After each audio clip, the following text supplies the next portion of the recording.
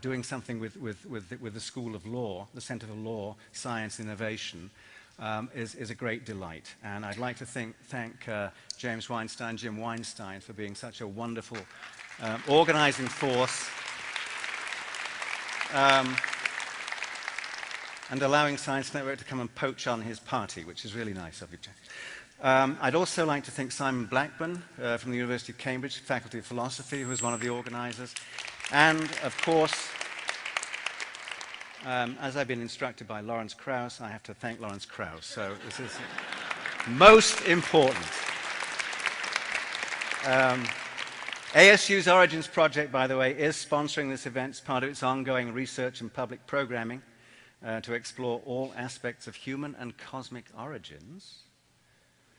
And I expect there will be future events, and we're looking forward enormously to doing some of these things.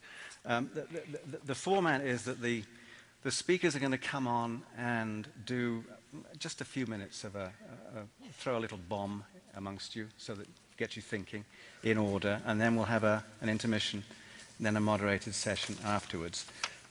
Some of these topics I think are just hugely important at this point. I'd like to bring the people on shortly, but I also want to alert you that there was, in the 16th of October issue of New Scientist, there was an opinion special. I don't know if any of you saw it. Science Wakes Up to Morality. This is a very timely piece.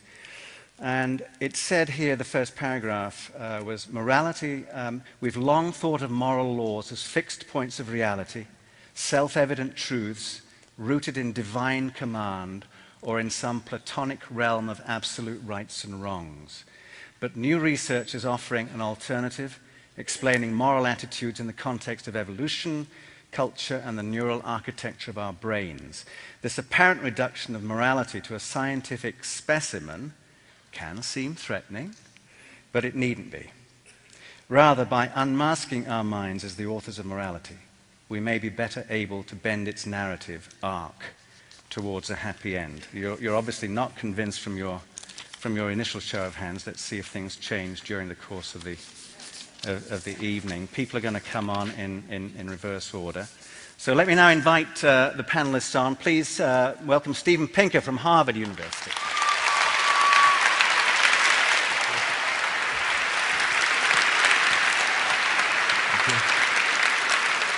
Simon Blackburn from Cambridge.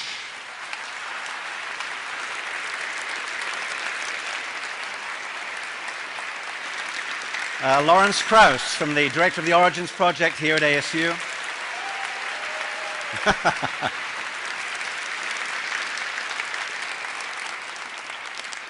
Peter Singer from Princeton.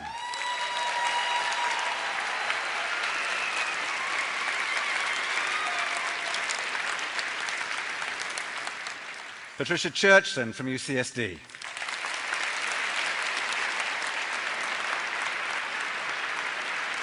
And Sam Harris from Project Reason. So,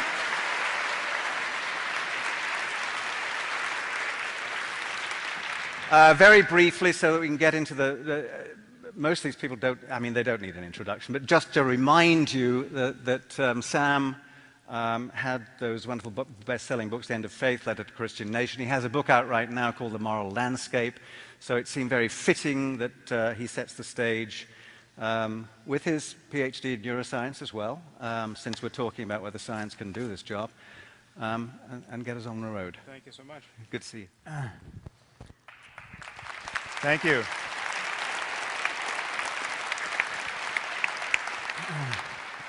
Thank you. Well, it's really an honor to be here and an honor to be in this company, needless to say.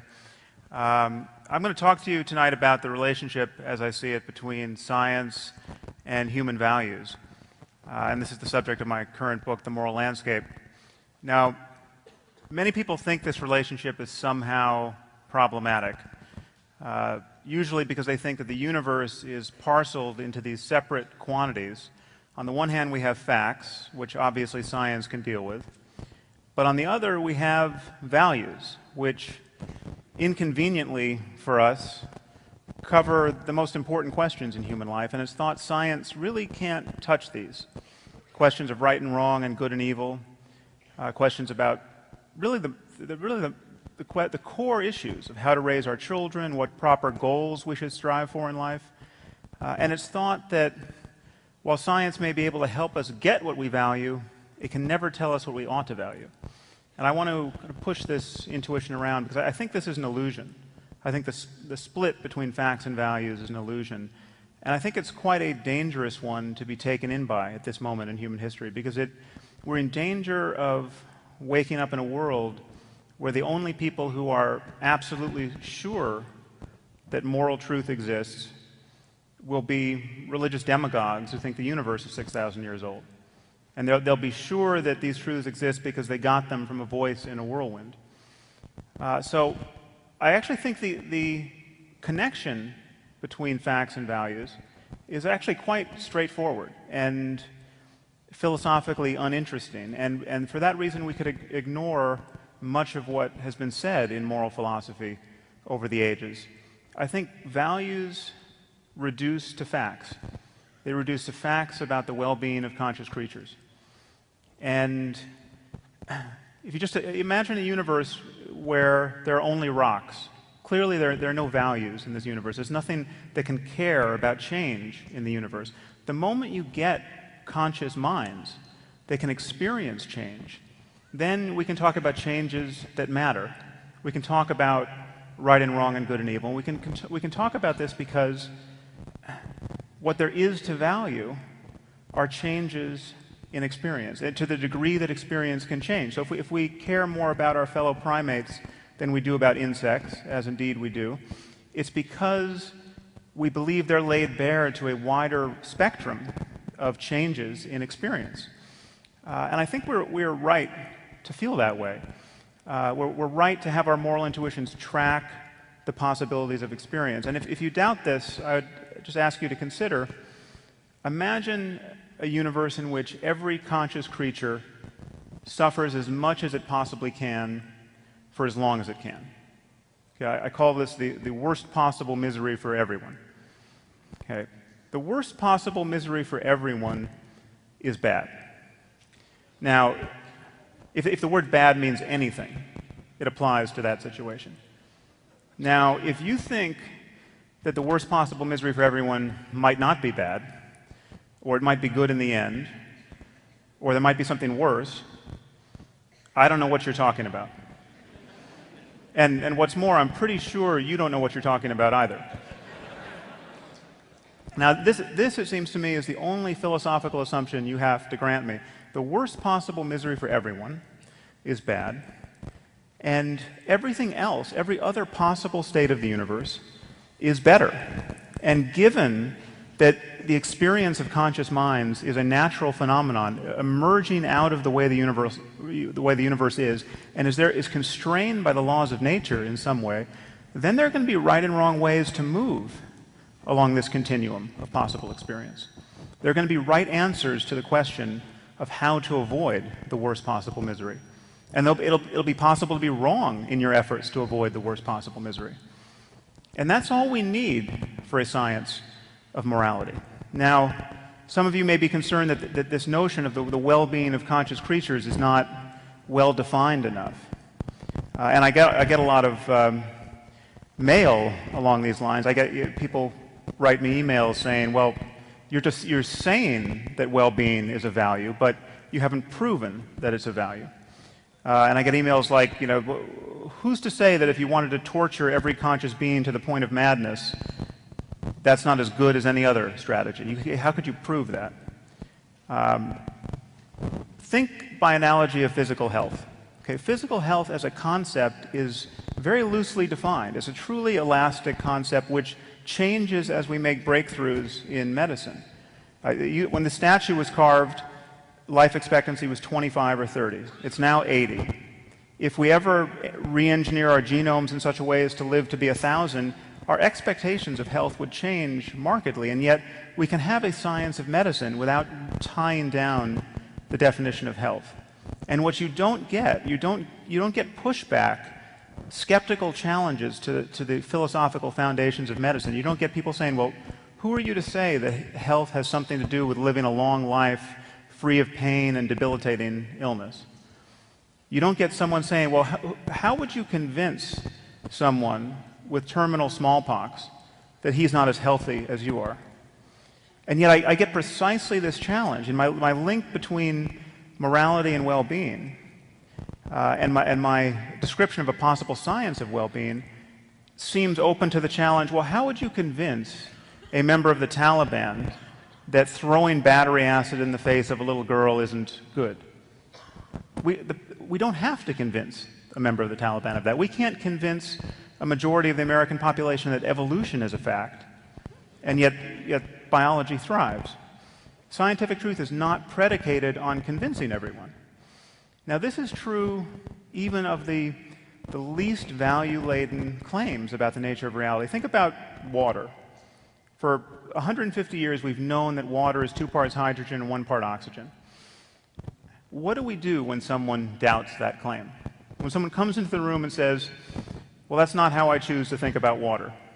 Okay. Imagine a biblical chemist who comes in and says, well, chemistry for me is whatever fits the book of Genesis. Okay. Well, all we can do in that case is appeal to scientific values.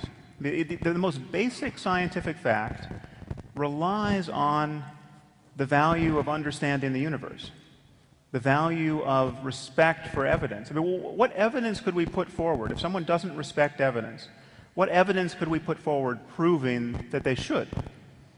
If someone doesn't respect logical consistency, what logical argument can we put forward? And so too with parsimony and intellectual honesty and mathematical elegance in other areas of science. I mean, these are values. Science is in the values business. So the most basic facts about the nature of reality can't be asserted without a tacit appeal to value. So the valuing, avoiding the worst possible misery for everyone doesn't seem like a leap. And clearly there's a continuum of facts that relate most directly to human well-being, about which we can form true or false beliefs. And there's something to be understood about how we can escape a failed state, for instance, as Somalia is and was. This photo is from the 80s. But I mean, think of Congo at this moment, where everyone's daily concern is avoiding being raped and killed by drug-addled soldiers. There's something to be understood about how societies fail, about how people fail to collaborate. And movement on that continuum is non-random toward a place very much like the one in which we're living at the moment. And the requisites of human well-being can clearly be understood on many levels. We're talking about the genome, we're talking about states of the human brain, and we're also talking about economic systems and political arrangements. But each of these levels, granted the details are complex, each falls into one of the familiar bins of science. We're talking about genetics and neurobiology and psychology and sociology and economics. This captures our possible discussion about the real causes of human and animal well-being. And so what I would ask you to consider is a moral landscape where the peaks correspond to the heights of human well-being, to speak of our case, and the valleys correspond to the lowest depths of misery. And one thing to notice is that there may in fact be many peaks on this landscape. There may be many equivalent but dissimilar ways to thrive. But there will be many more ways not to be on a peak. I mean, clearly there can still be right and wrong answers about how to move in this space. And when you admit this, you have to admit that some people are wrong about how we should live in this world, which is to say, some people care about the wrong things. They care about things that reliably lead to needless human misery. And it is not unscientific to say that. In fact, to withhold that judgment from the point of view of science is tantamount to saying we know nothing about human well-being and we will never know anything about it. And that, I think, is, at this moment in history, an intellectually dishonest thing to do. And I think it's actually a failure of compassion, given all of the unnecessary misery in the world. Thank you very much.